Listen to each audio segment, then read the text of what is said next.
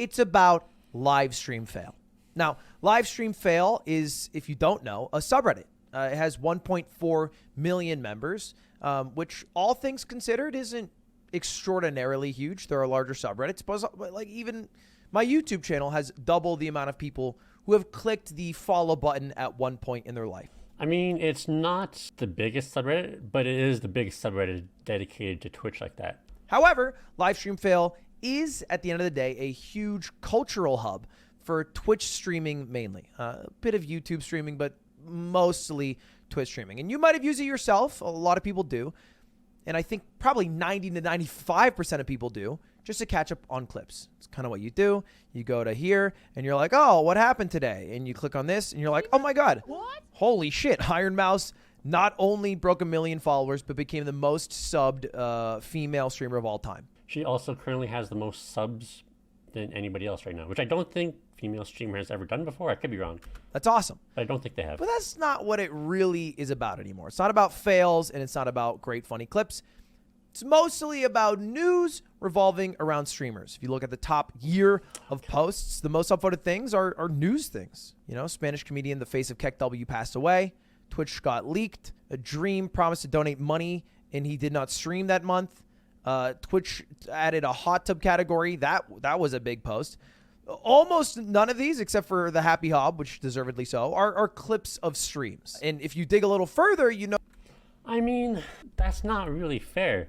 If you look at it now, pretty much everything except 1 or 2 are still clips. Sure, if you do top all time, the things that affect every single person are going to make it to the top. But if you go here any day, it's usually mostly just gameplay clips.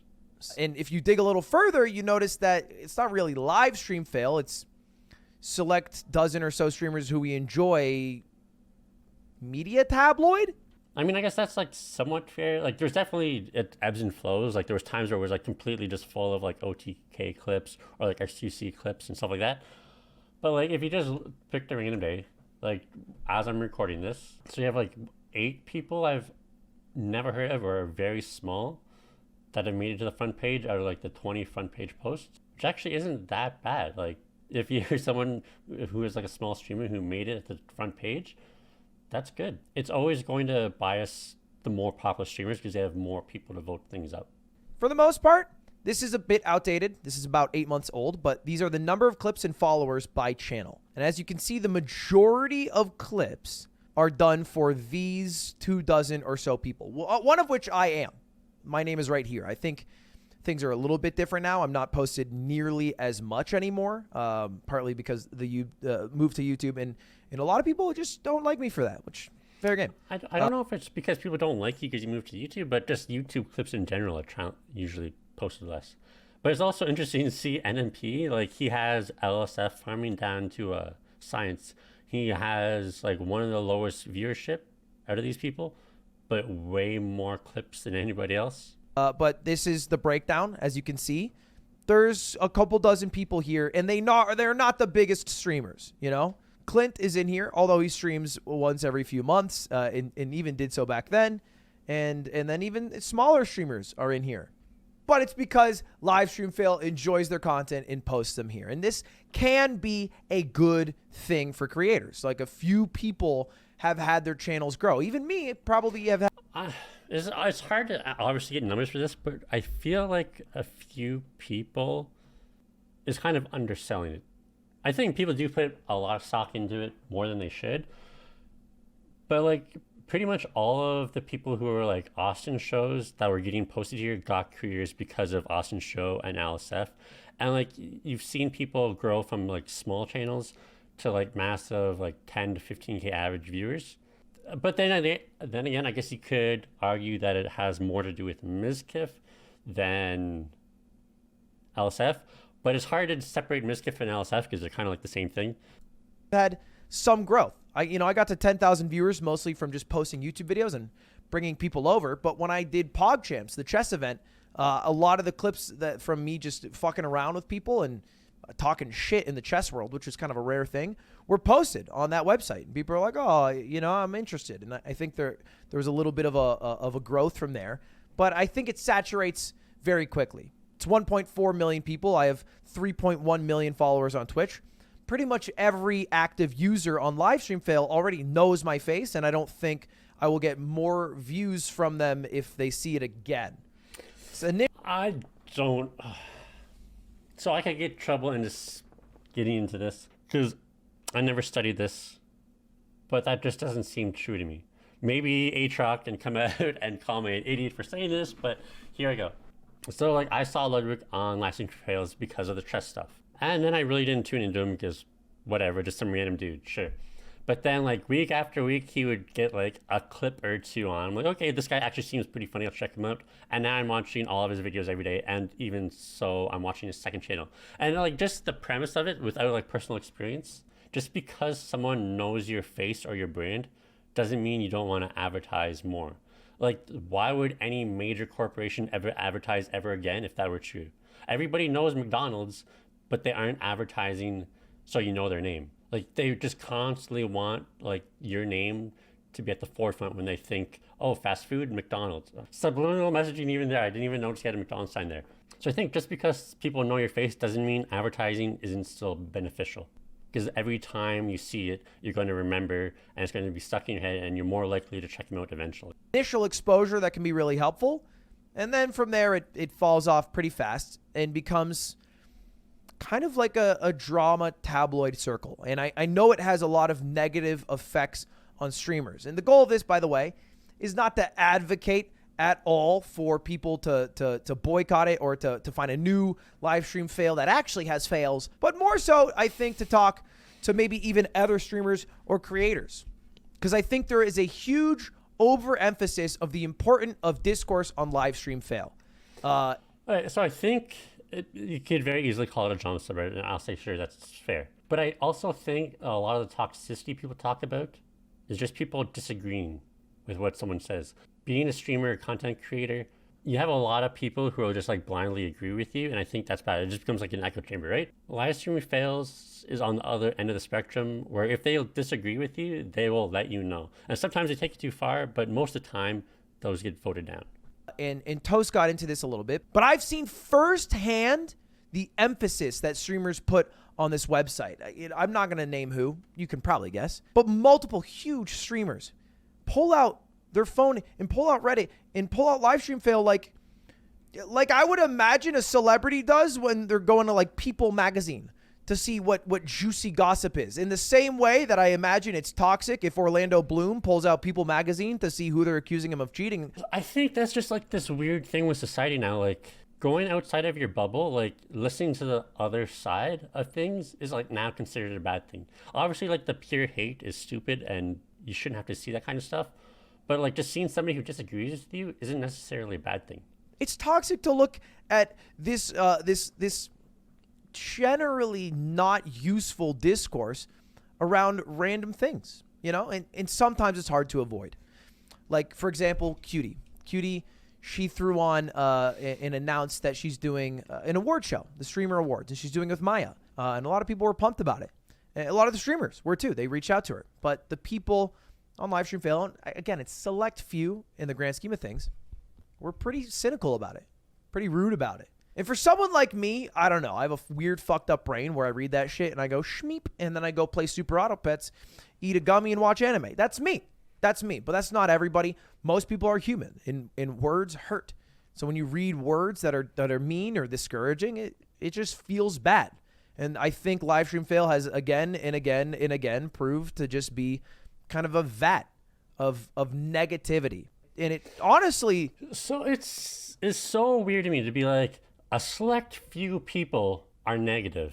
And then, like, a minute later, he's like, this entire subreddit is just a vat of negativity. Like, you can't be like, it's a select few to, oh, the entire Reddit is garbage. Like, that doesn't make sense. Took me switching to YouTube to recognize how small, tiny, and insignificant, not just Livestreamfail is, but like even my community in the grand scheme of things. Here is the YouTube universe. This is the entire universe. This is every YouTube ever, every channel that exists. And this right here... Sorry, all he says is like he's very small on YouTube. It's hard to pick him out of the bunch. It seems to be like the dominant discourse. I don't know. I think part of the problem is that Streamers don't have a place where they can see how people feel genuinely.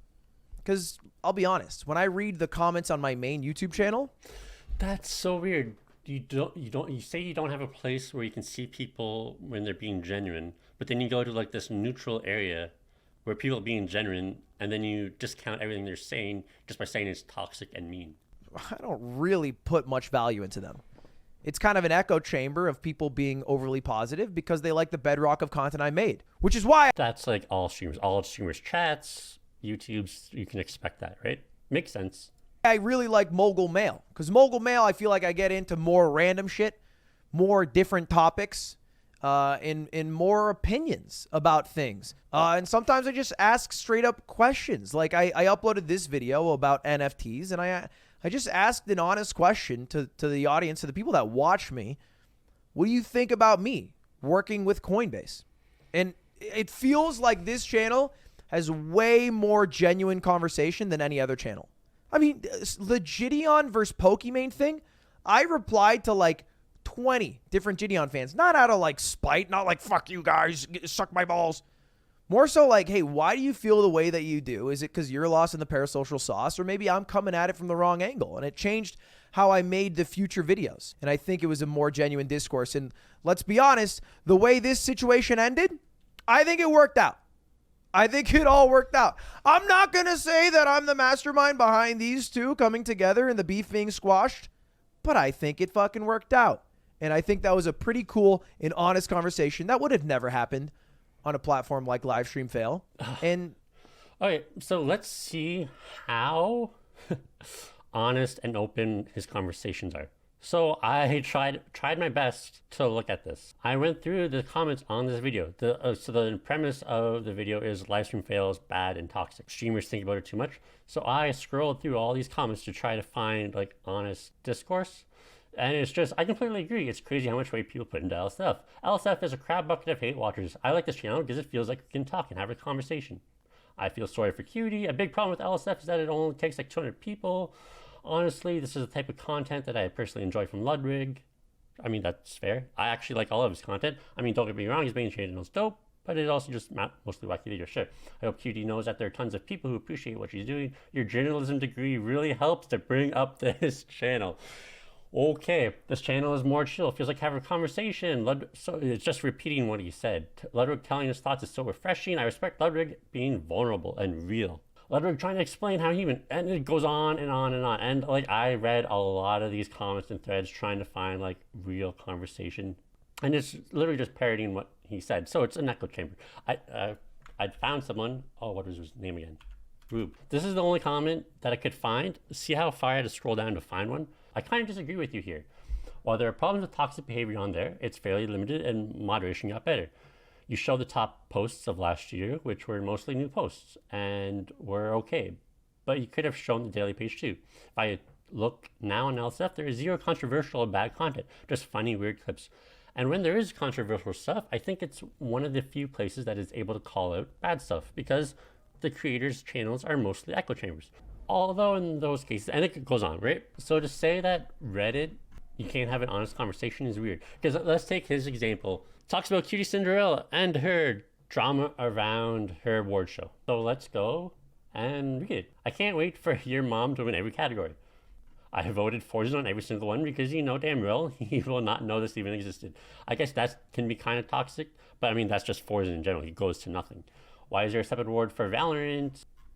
So basically a live version of what Nim does. Oh yeah, now huge toxic mean comment. Basically with maybe a little Forza, but then it goes on. I heard XQC say during Nim's New Year's show, voting phase, if you do this event in a large scale, there's a lot of sponsor potential. I think that's through going on here. Yes, but for Frosted Streamers. So there is like differing opinions. And like how many comments did we have to get to before we got to like one somewhat mean one? And then you keep going. Forzen. I'll be disappointed. Forzen. I voted Forzen. All the nominations right, and this could end with Forzen. And then you finally get to another somewhat toxic one. Can't wait for Austin OTK streamers to mysteriously win most of the awards. Right? Another kind of like mean response, but someone was like, I think Cutie said she's limited how many categories people can be nominated. So there's conversations. They're saying, hey, it's going to be bad because of this. And they're like, oh, no, it's not going to be bad. She's trying to fix that. I think the problem is I kept scrolling, and then I found that Cutie Cinderella actually replied, but she scrolled like halfway down the page looking for like the worst comments. Is this going to be an Austin streamer circle jerk?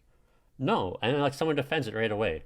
But obviously the first one has way more votes than the other one. And then Cutie gets into it as well. But like to say like this is super toxic, it seems like at most like this is a mixed bag. So I think when you're like talking about toxic comments, you kind of have to look at, are they doing it just to be mean to streamers, or are they doing it because that's a valid opinion they have that's different than what the streamer might like?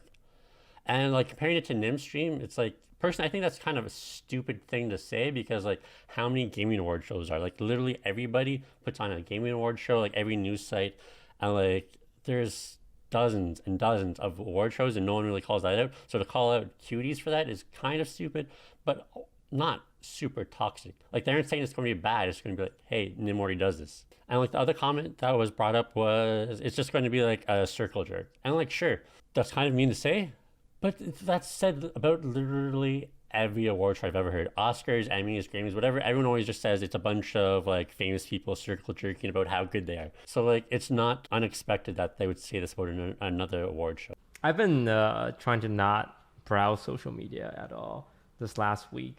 Like 90% spending less time on LSF, because as a streamer, it's almost part of your job to browse the LSF at times, and you're just curious and there's nothing to do and you just want to browse social media. But I stopped doing it because I felt like it was affecting the way I looked at content and the way I allowed other people to affect me.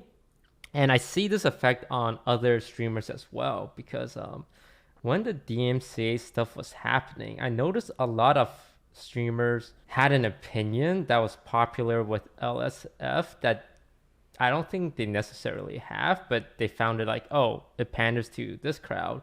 If I was to like talk hella shit about Toast and his DMCA stuff, when in reality, I don't feel like they would have had that thought if they just didn't look at LSF. If they didn't see like, oh, what's the flavor of the month this week? Oh, like shitting on this, shitting on that. Let me hop on that train. And I don't know if you can say that. So like the only person that I saw, like the only streamer that I saw that really came out against the DMCA stuff was Co-Carnage. He's like very much like the quote unquote goody two shoe streamer. Like the chat restrictions on his chat is very strict. Like he is very like by the book, by the rules streamer.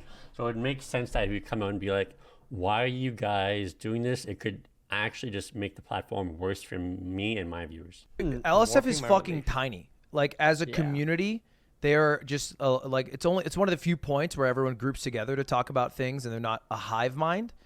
But they're tiny. It's like 1 million people. They're smaller than 50,000 YouTube channels. But like that's its value, right? It's tiny, but it, like you said, it brings everybody else's viewpoints together. So it's just not like one cohesive viewpoint. You can see anybody's viewpoint you want. It's a loud minority, but the problem is a lot of big streamers care a lot about. But like anything online, even like your chatters are the loud minority. The vast majority of people don't interact with anything online ever. They just watch the stuff and move on. It's how like mainstream media can be like, oh, look at like online, everybody is saying this thing to either fit their narrative, right? Because you can find a tweet saying literally anything to fit what you want. And you can just paint that over everything. Kind of like you can say LSF is only toxic, and then just look at these 2 comments, and that just washes away everything else. What they say. And I'm kind of like that. I used to be like that, but I feel like it just kept me like thinking a certain way, or like being nervous that like some people might not take things the right way, and I have to check LSF as like, oh god, is there a thread about me or what I said this week? Dude, it's like I think the #1 post. Is that really bad though, to second guess what you're doing to see if it's going to make people upset? I guess it depends what you're talking about, but that doesn't seem like an inherently bad thing. Like having something that can hold you accountable or like call out your bad behavior if it doesn't go explicitly against TOS. Because as we've seen, TOS is very flimsy. We'll get maybe 100,000 views on a clip, which if you posted a YouTube video with 100,000 views and that's all it got, you'd fucking cry. So that's kind of what I thought about for a while. But anyway, Okay, that's such a weird point to make. Okay, so like obviously Disguised Toast, he's huge on YouTube now, and Disguised Toast YouTube actually really impresses me. He only uploads like a certain kind of content. Like he started off Hearthstone, then he moved to like TFT, they did Among Us, and now he's going into like more like IRL stuff like Ludwig does. And it's honestly impressive that he was able to keep his viewership constantly like it goes up and down, and it's definitely on the upswing now. But like most channels, when they like switch their content drastically, it just craters the viewership and they can't recover. But to say like 100,000 viewers on a clip isn't worth it, sure, to Ludwig or to Disguised Toast, not worth it, right? But let's look at Cutie Cinderella. What, a couple 100,000, 40, 60, so like 50,000 to maybe like what, I'll just be generous and say like 300,000 views on a YouTube video, or 100,000 views on a clip she posts. Because like, yeah, she got lightly roasted, but like anytime I see her clips, it's usually her podcast, and they're all usually generally positive, except for that time she snuck out of quarantine to buy clothes. But do you want comments to be positive about that? Because that's just obviously a bad / stupid thing to do. Or I mean, she blew up recently after hanging out with Mizmore. She was always in the scene, but her viewership has skyrocketed since. But her YouTube, she just started doing it. There was like a year break in between some of her videos, but she's now only getting like 50 to 150,000 views. So a 100,000 view clip would be huge for her. And most Emu clips are positive, except for the real like weirdos who are still on the whole like Maya and Miskiff relationship. Miskiff himself, like the biggest guy on Livestreamfails, still only gets like 200,000 views, 100,000 views on his YouTube. So a 100,000 view clip is still massive. Or the guy who gets more Twitch clips on LSF than anybody else, even though his freaking community is like his followers is the smallest, he gets maybe 100,000 views. It's usually 50 to 80,000 views. So to try to discount the viewership you get from LSF because there's more popular YouTubers, like, it doesn't make sense to me. I think the GOAT streamer is Ibai, and none of his shit is based around that. He doesn't speak English. Yeah. What the Spanish people are doing is pretty amazing. Like they're so far ahead NA. Yeah, and people don't really talk about them in NA because like it's a separate language. But when I look at what they're doing in the Spanish community, I'm very impressed because it feels like they actually want to improve the scene. This is a debate. So they put in way more effort to their things, but it just feels like they just want to be TV. It's like the YouTubers who did YouTube who tried to move to TV and just failed. I guess you can debate on whether or not Twitch becoming more like TV is a good thing, but it's not necessarily a bad thing if you don't want that to happen either. For all Spanish streamers, like a rising tide raises all ship. Whereas in NA, it's very much like, how do I get my content? It's an environment of comparisons. Like when you're the number one, you feel so good instead of just focusing on like the ecosystem as a whole.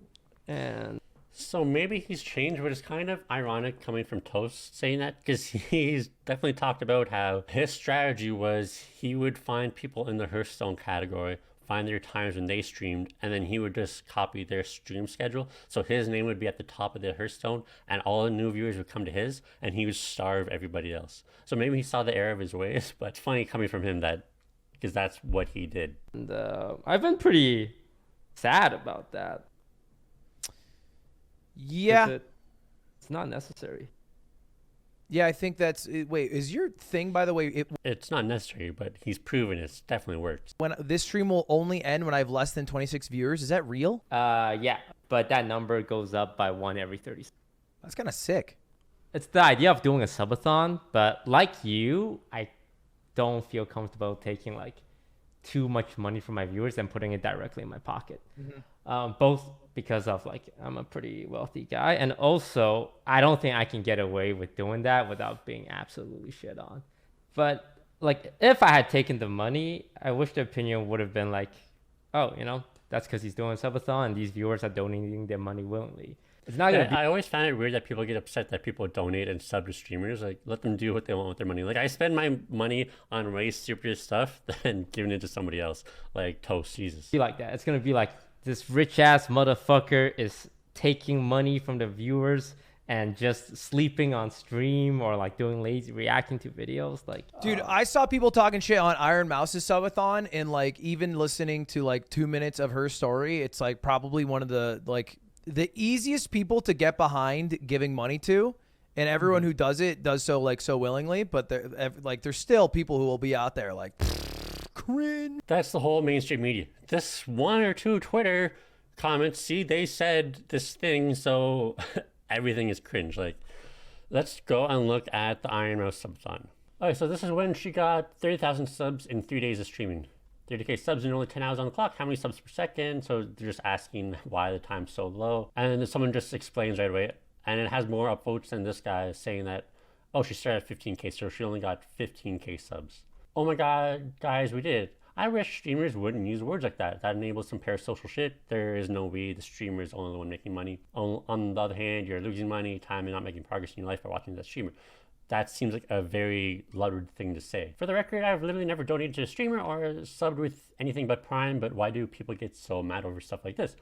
If people don't find stream entertaining or worthy of money, they're free not to watch or to watch for free. Assuming subs are generally legal adults, it's up to them how much they value, blah, blah, blah, blah. And then there's just a discussion. I don't think most of these people are mad. I think they just think it's dumb that the concept of paying someone for a fake friendship is a reality. It's like an actual conversation about if subbing to streamers is a good or bad thing because of the parasocial aspects behind it.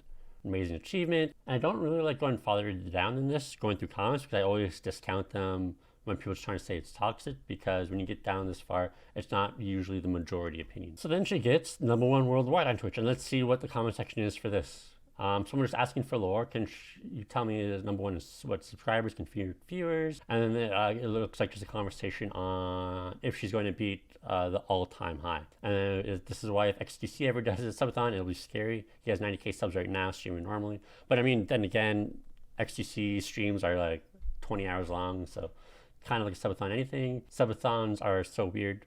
Sure, timer's already back up to 14 hours. 70k gifted, that is actually nuts. What the fuck? VTubers are a force to be reckoned with. More like weebs. Yeah, those weeb statues are not cheap. And then a guy, super awesome, please donate to Plasma if you can. If you don't know, I'm just relies on the stuff. And then someone giving like a whole lore of what's behind Iron Mouse, and has like 500 upvotes about like her disease and why she does VTuber stuff and why she barely leaves her bed. So like there was like some like disagreement, but it didn't seem toxic to me. Maybe it would be worse when it was directed at me, but like none of this seemed like just pure hate. Just all of the examples they give are so bad. Like I feel like if you just want to like get into like who gets the most hate, it was definitely like Hassan. But I think that was like the perfect storm of being super left, his whole drama with Destiny and how he became big on the platform and the breakup, and just like right wingers also hating him, that it mixed into like just constant hate for Hassan. So I feel like he was like the outlier. It's usually streamer does something really stupid, LSF calls him out on it, and then it's considered just toxic. Like, yeah. How do you feel that like way? It's very unnecessarily negative. I messaged Cutie because Cutie is planning some award show, right? Yeah. And when I saw the comments in that thread, it just made me so sad for her, because she just wanted to put on like a neat award show with Maya, like a little event. Mm-hmm. And the comments were like, yeah, no, it's been done before. She's a copycat. It's like, why are you trying to steal Nim's thunder? They go out of their way to look for reasons why this is bad content, like saying like, oh, it's just going to be awarded to her friends, or like, this is such a circle jerk, instead of just being like, oh, cool, someone's doing an event that's not playing GTA, that's not playing Valorant. They're putting an effort into something and then like bringing everyone together. I think it's going to be so many people meeting for the first time that'll be. So I noticed this while watching Ludwig and listening to the rebooted OTV podcast, and I noticed it in this video too. And then I noticed it even more while editing it. And I've seen this starting to get like repeated on Reddit and Twitter. There seems to be this weird notion that, ugh, you only play video games, don't you want to do something more? Or you aren't putting in effort if you aren't putting on these big events. It's kind of messed up. It feels like you're discounting like other content and the work behind it because you want to do bigger things. It's kind of weird to look down at people who are content with their career and don't just always constantly want more. It gives off the same energy as people who say streaming isn't a real job. But yeah, I think it'll do really well. But it was just so negative. And I mean, that was the God, moment. if Mizkif announces that with OTK, I think it pops off everyone's hype. It's just a small group who's negative towards certain people, and I tell. I just don't buy that at all. If OTK announced that, yeah, so Livestreamfails is definitely favored towards OTK. But if OTK announced that, that would circle jerk comments would 100% be brought up. And it would be 100% brought up that he's just ripping off on him. Because like XQC, OTK, and them, they do other shows and they are accused of ripping off other streamers when they do it. And I tell her every day, I'm like, dude, it's way smaller than the amount of people who will end up seeing this award show. It doesn't matter.